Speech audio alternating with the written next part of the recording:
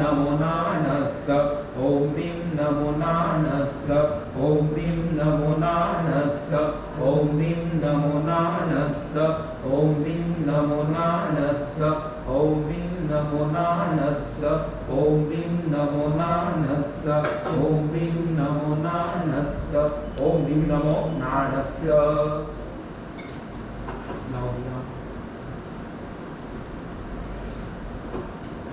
चलिएगा, ज्ञान पद की आराधना और भक्ति को पूर्ण करने के बाद अब हम कहाँ पहुँचे हैं, हमारे 8वें पद पर। और 8वां पद किसका है? सम्यक चारित्र पद है। और चारित्र कौन लेता है? चारित्र कौन ले सकता है? जंगल का बंदर। दीक्षा कौन ले सकता है? बंदर नहीं ले सकता। तो देवलोक का इंद्र, तो नाभि के जीव कौन ले सकता है? तो हमारे पास दीक्षा, मनुष्य दीक्षा ले सकता है, और हमारे पास आई नहीं। अब देखो भैया, मैं किसी को पूछता हूँ कि भाई हमारे पास क्यों नहीं है, तो कहता है, वो कहते हैं कि हमारे नसीब में, हमारे कर्मों में नहीं है। लेकिन मैं साथ साथ में भी पूछता हूँ कि आज हमारे घर के अंदर हमको पैसा चाहिए, रुपया चाहिए, तो हमें क्या करना पड़ता है? फैक्ट्री जाना पड़ता है, बिजनेस करना पड़ता है, तोड़ना पड़ता है रोजी, तब जाकर के पैसा घर में आता है। अब पैसे को लेने के लिए हमने प्रयत्न किया, तब जाकर के पैसा हमारे पास में आया, नहीं था वहां से भी आ गया, बराबर है ना? तो अगर यही बात हम चारित्र के लिए लें, तो हमने चारित्र लेने के लिए प्रयत्न कितना किया? तो प्रयत्न 0/0%, तो फिर चारित्र आएगा नहीं आएगा। और फिर हम लोगों को क्या कहते हैं कि हमारे नसीब में नहीं है। तो गलती कहाँ से है? और स्टार्टिंग कहाँ से करनी पड़ेगी? हमसे करनी पड़ेगी। चलो चारित्र लो नहीं लो ये सब बात की बात है, लेकिन चारित्र के प्रति हमारा अहोभाव, परमात्मा की भक्ति करते करते हमको ये भाव आया कि प्रभु आपका जो जीवन था वो जीवन तो मैं नहीं जी सकता, लेकिन आपके बताए हुए मार्ग पर अगर मैं चलूं, ऐसे आशीर्वाद आपसे मिले तो मेरे जीवन धन्य बन जाए, ये मनुष्य जीवन धन्य बन जाए। इंद्र होता ना, इंद्र वो भगवान के सामने रोता है, भगवान के सामने रोता है, भगवान को कहता है भगवान आने वाले जन्म के अंदर अगर कुछ देना तो मुझे महाबुद्धि नहीं, मनुष्य बहु चाहिए और जैन कुल चाहिए, आपकी कृपा चाहिए। शायद हम भी वहीं से हो, लेकिन यहाँ आकर के अंधेरी नगरी चौपट राजा, हम सब चौपट राजा के जैसे है कि सब कुछ खत्म कर दिया। तो आइए प्रभु को प्रार्थना करते हैं कि प्रभु इस जन्म में तो हमने ये जन्म तो गवा दिया, लेकिन अभी भी जो टाइम है उस टाइम के अंदर चारित्र आए तो अति उत्तम। नमो जगद्देशाभ्य ओम ह्रीं तत्व परिणति रूपाय श्री सम्यक चारित्राय नमो नमः स्वाहा।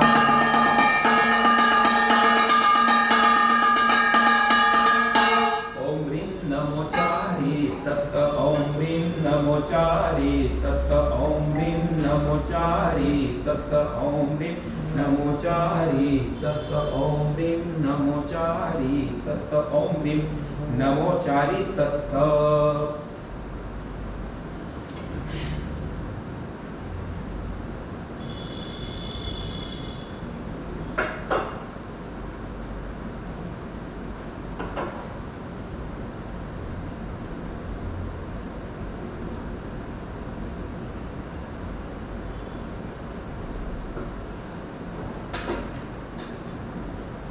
नौपद जी की आराधना में नौवा और अंतिम बाबत, और नौवा और अंतिम बाबत किसका है? सम्यक तप पद का। कौन सा पद है? तप पद।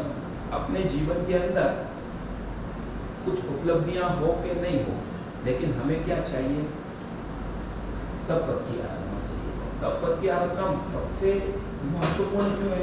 क्योंकि तप को संवर कहा गया। क्या कहा गया? संवर। संवर क्या? तो 9 तत्वों में से तत्व संवर। इसका क्या कार्य है?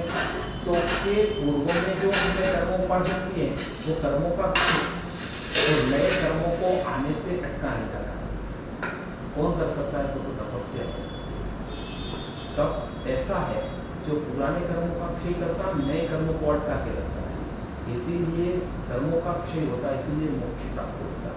तपस्या तपस्या बताने का कारण ये कि तपस्या क्यों, तो कि जीवन के अंदर बांधे हुए कर्मों का क्षय, कितने भी गाढ़ में गाढ़ कर्म का बंधन हमारी आत्मा ने किया, उसको क्षय कराने के लिए, उसको खपाने के लिए एक ऑप्शन है, और वो है तपस्या की आराधना। तब धर्म की भक्ति, तब धर्म का ऐसा प्रभाव है कि गाढ़ से गाढ़ बांधे हुए कर्मों का भी क्षय हो सकता है। और हमारे जीवन के अंदर ज़्यादा कुछ नहीं है तो कम से कम मौका से वो छोड़िया तो आए कि जिसके प्रभाव से हमारी आगे आत्मा धीरे, तो यहाँ पर सम्यक तत्व की आराधना के प्रभाव को हम परमात्मा से कहेंगे कि प्रभु मेरे जीवन के अंदर ज़्यादा कुछ नहीं तो तत्व की आराधना है, जिससे मेरा जीवन धन्य बने। नमो निर्वज्यताभ्यो ओम ह्रीं केवल निर्जरा रूपाय श्री सम्यक तपस्से नमो नमः स्वाहा। ओम ह्रीं नमो तपस्स, ओम ह्रीं नमो तपस्स, ओम ह्रीं नमो तपस्स, ओम ह्रीं नमो तपस्स, ओम ह्रीं नमो तपस्स, ओम ह्रीं नमो तपस्स, ओम ह्रीं नमो तपस्स, ओम ह्रीं नमो तपस्स, ओम ह्रीं नमो तपस्स, ओम ह्रीं नमो तपस्स, ओम ह्रीं नमो तपस्स।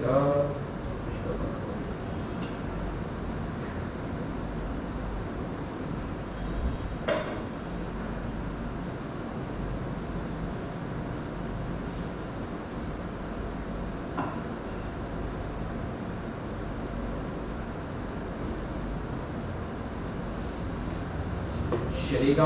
तब तक की आराधना करने के बाद में अब सिद्ध चक्र के पुण्य विधान के अंदर आगे बढ़ते हैं। ये तो हमारा पहला वलय पूरा हुआ। ऐसे कितने वलय है? 9 वलय की आराधना है।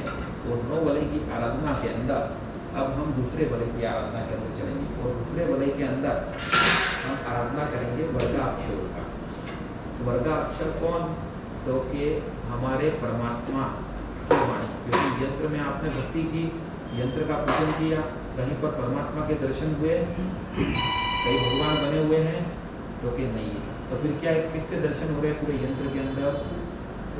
पूरे यंत्र में क्या है? देखो भैया, कुछ न कुछ लिखा हुआ है, बराबर है ना?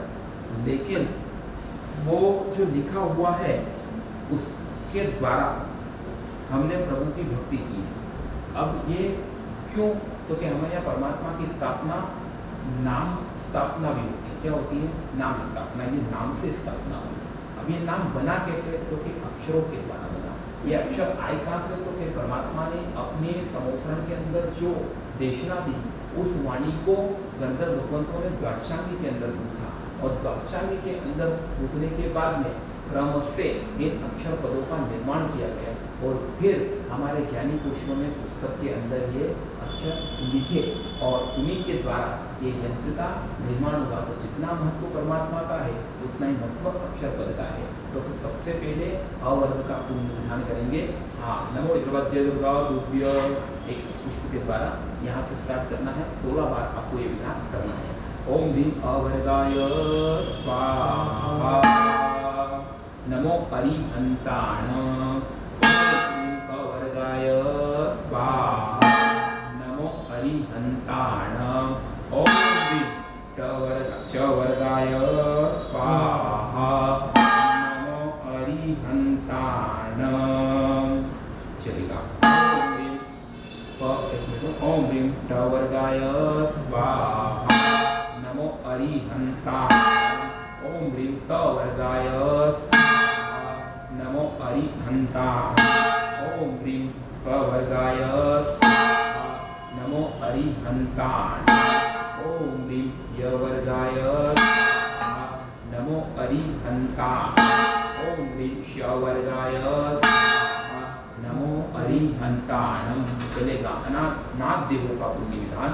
नाद, जो हम कोई भी शब्द का नाद करते हैं वो नाभि से उठकर के बाहर आता है, और नाभि से उठकर के बाहर उसका अपना एक प्रभाव होता है। एक आप बोलोगे दीपक भैया किसी को, एक मैं बोलूँगा, एक बाबू बोलूँगा, ये सबका अपना अपना प्रभाव है। ये प्रभाव पड़ता कैसे? तो नाद देवों के प्रभाव से। अब नाद देव का विराजमान है तो कि यहाँ पे बराबर है, इनको भी पुष्पों के द्वारा, एक बार आपको, एक बार आपको। नमो जलभ्य ओम ह्रीं अनाथ देवाय स्वाहा। ओम ह्रीं अनाथ देवाय स्वाहा। देवाय स्वाहा। ओम भीमनाथ देवाय स्वाहा। ओम भीमनाथ देवाय स्वाहा। ओम भीमनाथ देवाय स्वाहा। ओम भीमनाथ देवाय स्वाहा। ओम भीमनाथ देवाय स्वाहा। ओम भीमनाथ देवाय स्वाहा। ओम भीमनाथ देवाय स्वाहा। ओम भीमनाथ देवाय स्वाहा। ओम भीमनाथ देवाय स्वाहा। ओम भीमनाथ देवाय स्वाहा। ओम भीमनाथ देवाय स्वाहा। चलो आज छोड़ो, नहीं चलो ला भैया खाली ला खाली।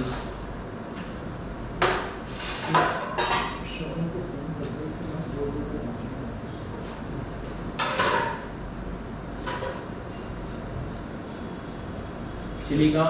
परमात्मा के अनाथ देवों का पुण्य विधान करने के बाद में अब लब्धि पदों का पुण्य विधान आया। किसका विधान आया? लब्धि पदों का। और लब्धि पदों का पुण्य विधान आया है तो लब्धि पदों का पूजन करने से पूर्व में जिन्होंने लब्धियों को धारण किया ऐसे महापुरुषों को याद करने में आता है। तो पहले लब्धि स्तोत्र नमो जगद्देवताभ्य जीनाकता सावधय चतुर्धा सत्येव ज्ञानधनाभिधा च वीगामन परिशुद्ध बोधा महर्षय सन्तु सतां शिवाय सुकोष्ठ सद्बीज प्रदानुकारी दियो द्विधा पूर्वधराकिपाश एकादश अष्टनिमित्तमिग्न महर्षय